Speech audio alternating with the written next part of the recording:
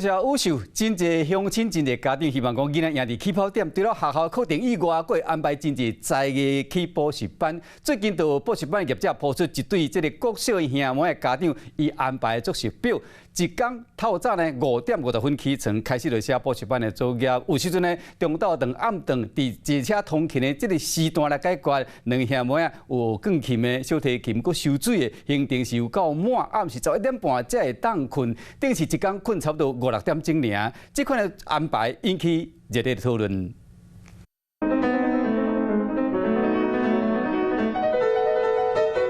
穿硬正西装，专心伫咧弹钢琴，表演甲讲曲式。On December 18th, Taiwan will be facing a referendum on 4 issues. 内晓音乐坐起咧主播台嘛真专业，老英记报新闻伫咧美国学校技术表现是真了得，嘛得到真侪奖项。这个查甫囡仔是真有才情，家长是用真侪心思伫咧培养。因所读的补习班，辅助家长安排课表，因兜两个囡仔拢抑阁是小学生，一礼拜7天好好加补习，课程是排甲填满满。若学科阁有乐器收喙，逐天5点50分就起床开始写作业，通勤的时间就用来食饭写作业，中有短暂休困的时间，一路奔到暗时11点半才去咧眠床顶休困，逐天超困6点钟左右。可能在压榨小朋友，而且他们现在在发育的时候，我觉得不应该是这样。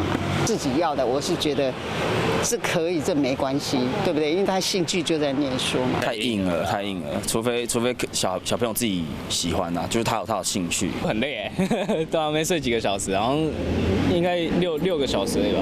小朋友很少啊。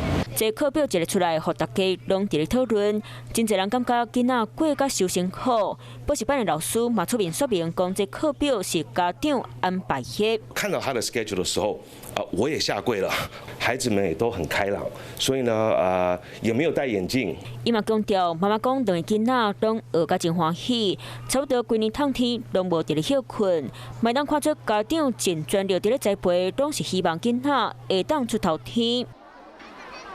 你好，我是宋彦明。想掌握最及时的新闻资讯吗？赶紧订阅、按赞、开启小铃铛，锁定华视新闻 YouTube 频道。